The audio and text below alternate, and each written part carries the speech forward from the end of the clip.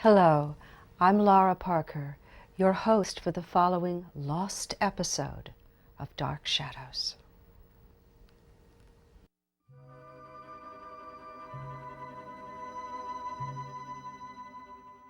At the great house at Collinwood, the Collins family for many generations has lived under a mysterious curse that has brought them nothing but tragedy. And now, a romantic conflict has developed, one which threatens to split the family apart. Daphne Harage has announced she will be married to Bramwell Collins. But on this night, Daphne has suddenly begun to have some doubts, and so is trying, through a young woman who is clairvoyant, to determine what the future holds.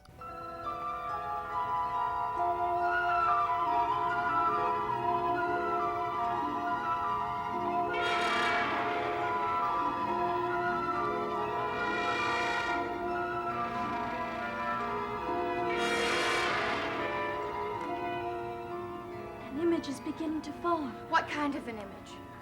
It's not clear enough yet.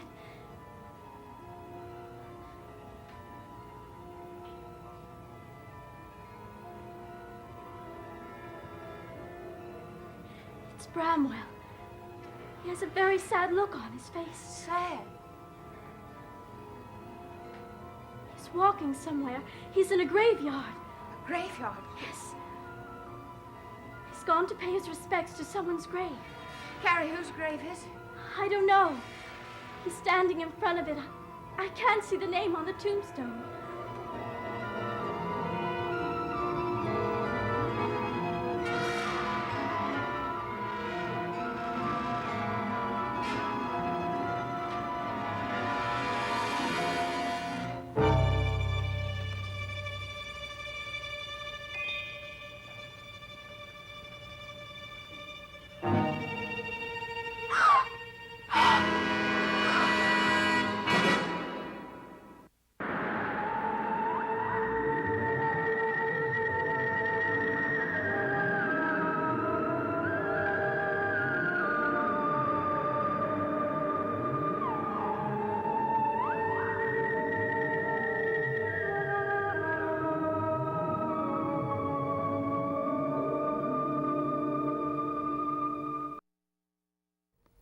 At night, in the Stokes cottage, Carrie insists she could not see whose grave was in her vision. But an alarmed Daphne eventually persuades her to admit it was Daphne's grave she saw. Carrie suggests that Daphne should marry Bramwell immediately and leave Collinsport. But Daphne pulls herself together and insists she will not run away because she believes the vision was wrong. Outside Collinwood, a storm has arisen. Catherine, looking very depressed, stands by the drawing-room windows. A tired and discouraged Morgan enters the house and admits he failed to keep Kedrick from going to the police, being convinced that Gabriel killed his sister Stella. Morgan also reveals that the police are now searching for Gabriel. Realizing that Catherine is hardly listening to him, Morgan asks what is wrong. Catherine tells him that Daphne and Bramwell are to be married.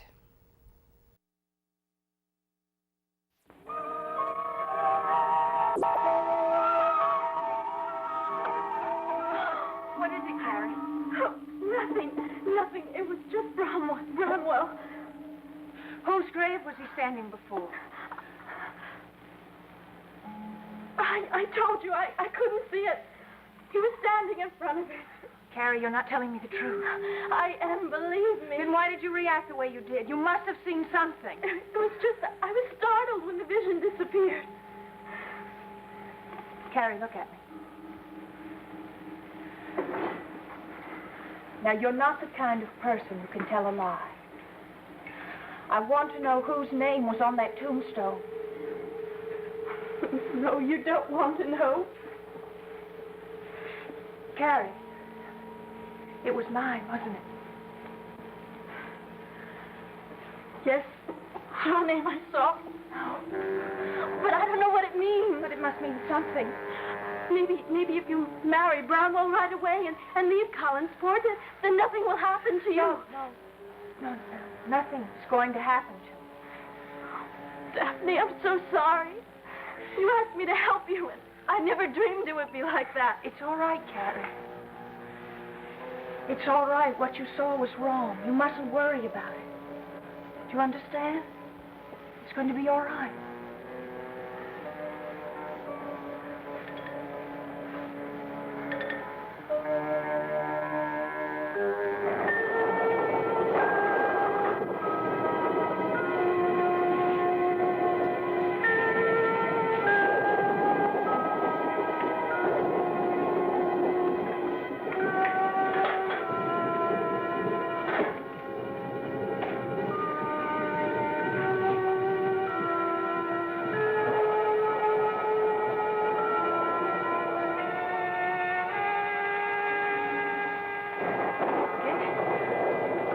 Back long before now. I've been to the police. The police? Yes. I did everything I could to keep Henry from going to them, but he wouldn't listen to me. He's convinced that Gabriel killed his sister, and there's no other way to convince him. Have they found Gabriel? No. The police and Kendrick are out searching the woods now, but I don't think they'll have much luck in this weather. Where's Quentin? Flora sent him out to look, too. Mistress. Of all the people Gabriel had to threaten, it had to be Kendrick. And of course, it's difficult to convince him that when his sister was killed, Gabriel was safe. And that Gabriel wouldn't have killed anybody. But the question is now that if they find Gabriel, he'll be charged with murder. And Kendrick's testimony is enough to convince him. Do you realize that, Kendrick? Yes. If only he would have gone into that room. He'd be better off dead now. We'd all be better off.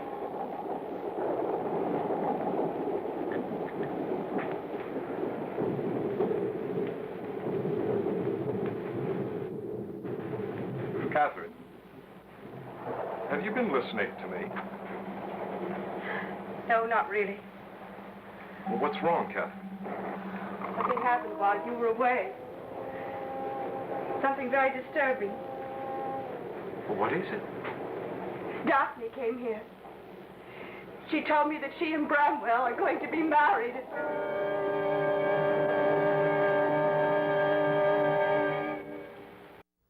Morgan is thunderstruck by Catherine's announcement. Catherine says she knows Bramwell is marrying Daphne out of spite and admits that Daphne would not listen to her protests. Catherine insists there must be some way the marriage can be stopped. She's shocked when Morgan replies that Daphne is of age and can do as she pleases. Catherine is further upset at Morgan's lack of interest in her problems. His concern is for the Collins family curse and the lottery and who James Forsyght is. Morgan and Catherine argue, and he enrages her by bringing up her own past relationship with Bramwell. Catherine is hurt, saying she might expect Bramwell to be jealous, but not Morgan. She storms out of the room, and Morgan angrily throws his glass into the fireplace. In the old house, Daphne sits alone, staring into the fire. Bramwell enters and asks her if she needs more time to make her decision. He realizes something is wrong and asks what it is. Daphne tells him to sit down. Back at Collinwood, Morgan remains in the drawing room, still upset. Carrie arrives looking for Quentin. After Morgan tells her that Quentin is not at home, Carrie reports that while she was rummaging through the cellar of the cottage, an old letter fell from the pages of a dusty book. Morgan is astounded when Carrie shows him the letter, which is addressed to James Forsyght.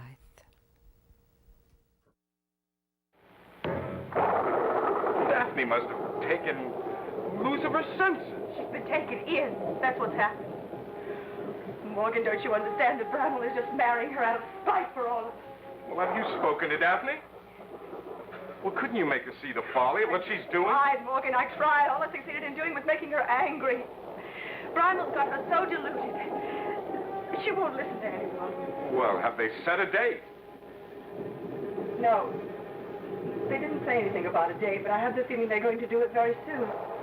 Oh, Morgan, there must be something we can do to stop them. For Daphne's sake, if for no other reason. Darling, there's nothing you can do. Your sister's a grown woman. She may do anything she wants within the law.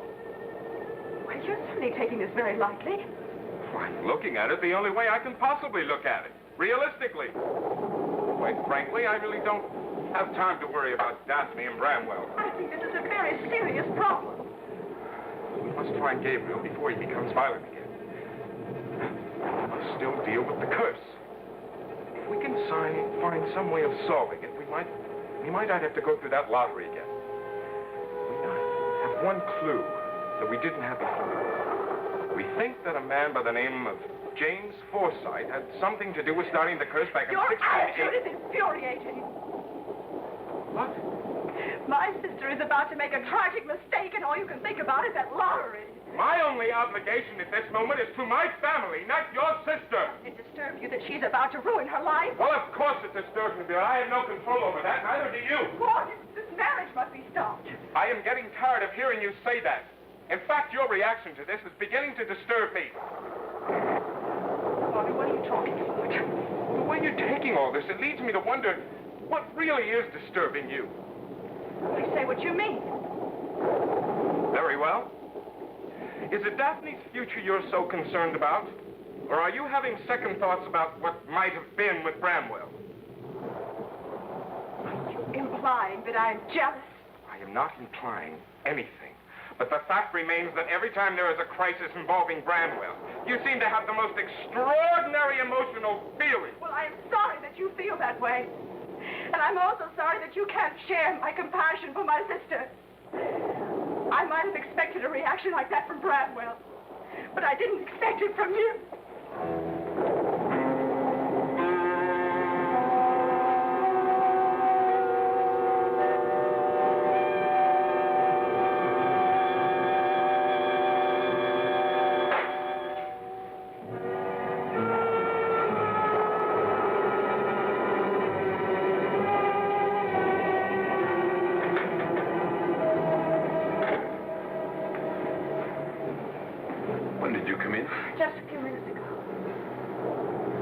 Time to think about your answer. Well, that's all I've been doing, just walking, thinking. Something tells me you need more time. Let me take you home, and tomorrow morning you can tell me what you decide. No, I can tell you now. And besides that, I don't want to go home right now. Daphne, something's wrong. Yes, something is, Bramwell. Something strange happened this afternoon. Something was really rather frightening. Well, please tell me about it. Come inside and sit down.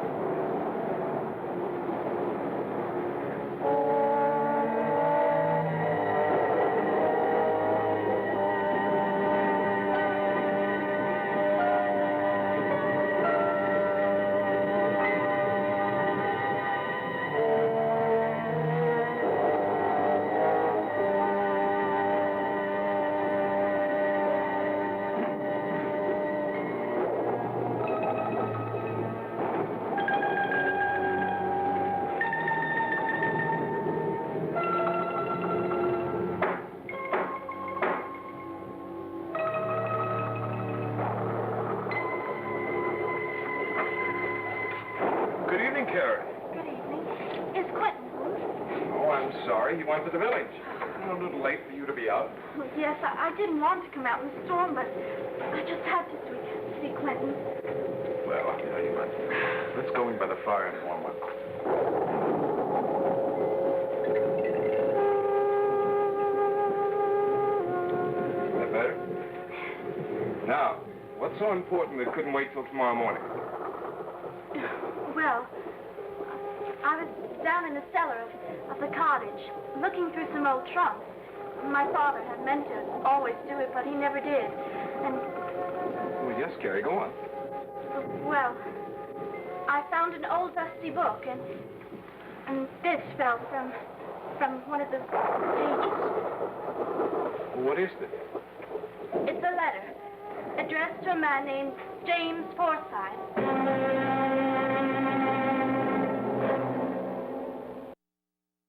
Morgan reads the letter aloud. Carrie has discovered a love letter written to James Forsyth and signed with the letter A. Morgan asks Carrie to use her gift of insight to tell them about James Forsyth and the woman who wrote the letter. As Morgan reaches for the letter, the room becomes disturbed. The curtains billow, the chandelier swings, and the candles go out. They watch in terror as the letter suddenly bursts into flames. When the lights come back on, Carrie exclaims that a cruel and evil spirit is in the room. She dashes out, leaving Morgan terribly disturbed. Meanwhile, at the old house, Daphne has told Bramwell of Carrie's earlier vision, admitting it upset her. Looking intently at Bramwell, Daphne assures him that she has not changed her mind about their marriage. She insists that no matter what happens in the future, she knows Bramwell will never hurt her. They embrace passionately. The next day in the Collinwood drawing room, Morgan hears a knock at the door. Bramwell and Daphne enter the house, go into the drawing room, and ask for Flora. Morgan tells them she is upstairs. Out in the foyer, Catherine walks down the stairs. In the drawing room, Bramwell announces that he and Daphne are now man and wife. A sound is heard from the foyer. Morgan and Bramwell rush to investigate and discover that Catherine has collapsed on the floor. Quentin seems so interested in finding something out about James Forsyth. I thought I should bring that to him. Yes, thank you, Carrie. I'll make sure that he sees it. I am so desperate to see you again. I shall try to get to the cottage this evening, but I anticipate difficulty, for I fear he may finally have become suspicious. If it becomes impossible, know that I shall be with you in spirit, and that I love you with all my heart. Signed A. And you say that you found this in the cellar of the old cottage.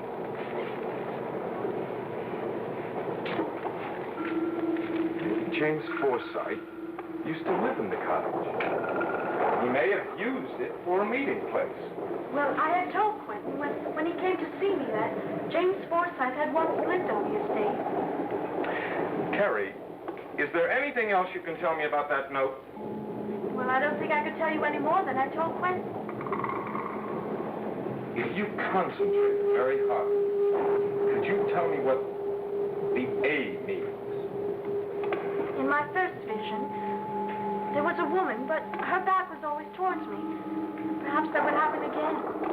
Could you try? Perhaps if I had the letter. I'll get it for you.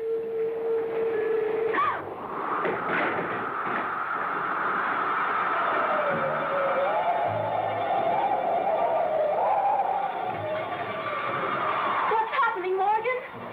I don't know.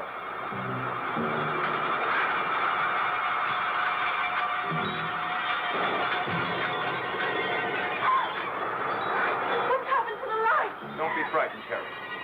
I'll get a candle. Morgan, the letter!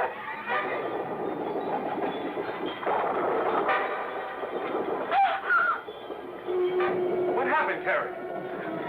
Someone touched me. I felt someone. I felt a cold hand brush up my cheek. Carrie, there's no one here but us. Yes, there is. We're not alone here, Morgan. There's a spirit. A cruel and evil spirit.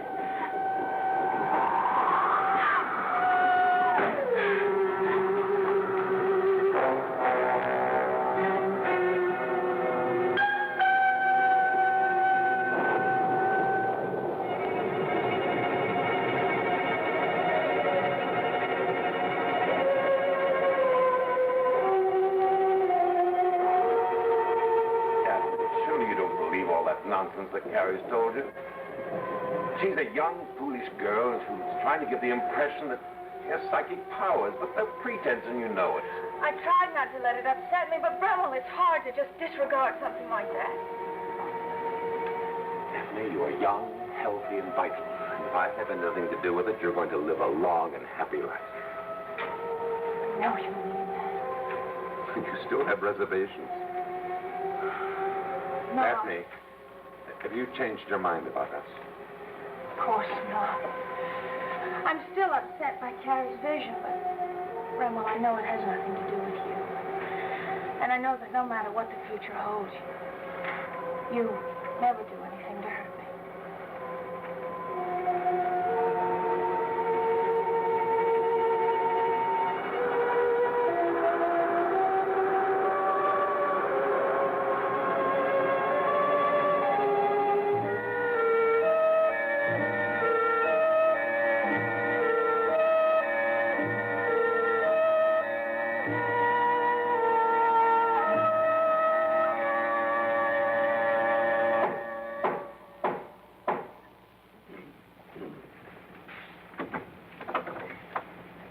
What do you want?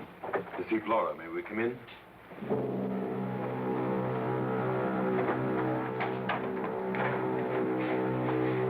She is in, isn't she? Yes. May I ask what you want with her?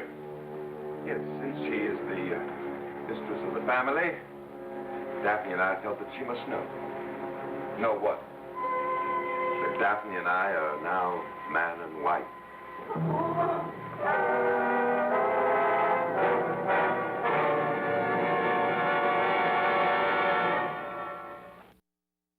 An hour after Catherine's collapse, Morgan waits impatiently in the Collinwood foyer with Bramwell and Daphne, while behind closed doors in the drawing room, a doctor confers with Catherine. At Morgan's insistence, Bramwell and Daphne go to wait in the study. In the drawing room, Catherine urges the doctor to reveal only what she wishes. Reluctantly, the doctor agrees. He opens the doors and tells Morgan there is nothing physically wrong with Catherine.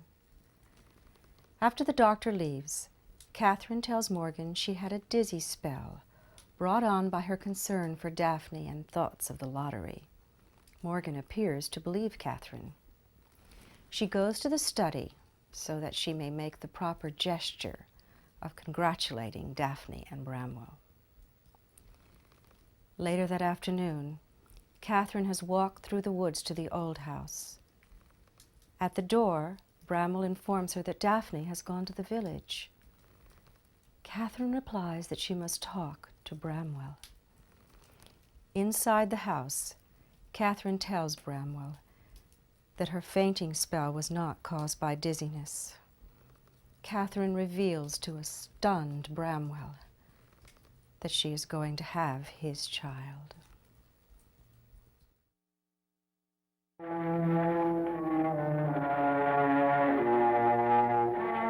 doctor came out and told us something. He'll come out when he's ready. I still can't understand what happened to her. This house. And the tension she's been living Please, under. Bramwell. Listen to your wife, Bramwell. I am in no mood for your remarks this evening. In fact, I think it would be advisable to wait in the study. I'll tell you when the doctor comes out. I'd prefer to wait here. In this house, you do as I ask. Bramwell, please, wait in the study.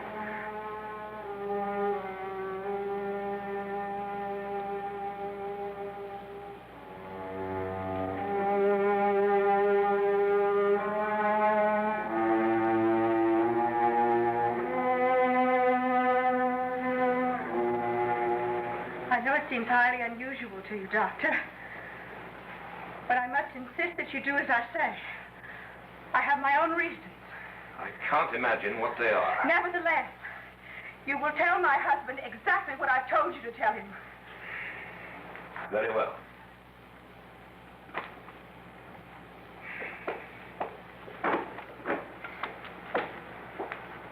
Well, Doctor, what's wrong with her? There's no need to worry, Mr. Collins.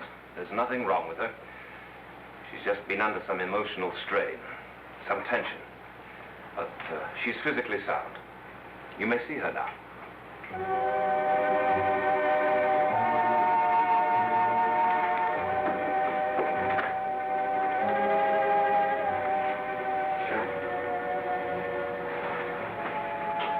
sorry if I frightened you, darling. I don't understand. The doctor said there was nothing wrong with you. Oh, well, he's the doctor. You ought to know.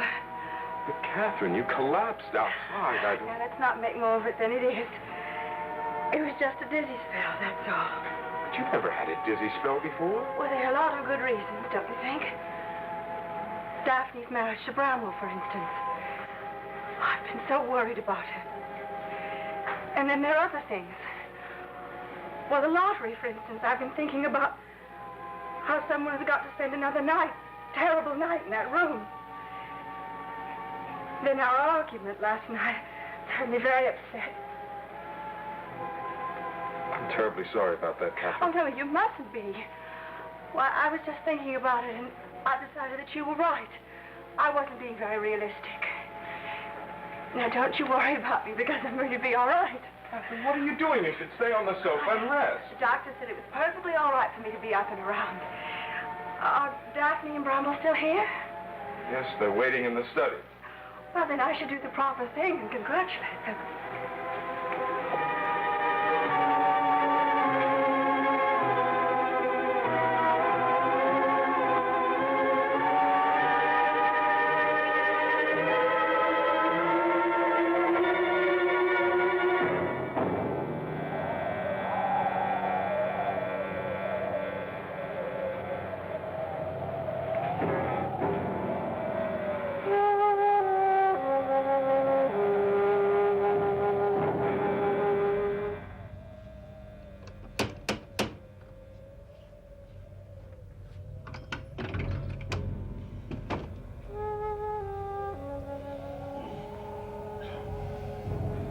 Catherine. Where's Daphne? You've offered your congratulations. Let the matter rest there. I cannot. Where is she? She's gone to the village. Then may I come in? It's you I must see and speak with. Alone.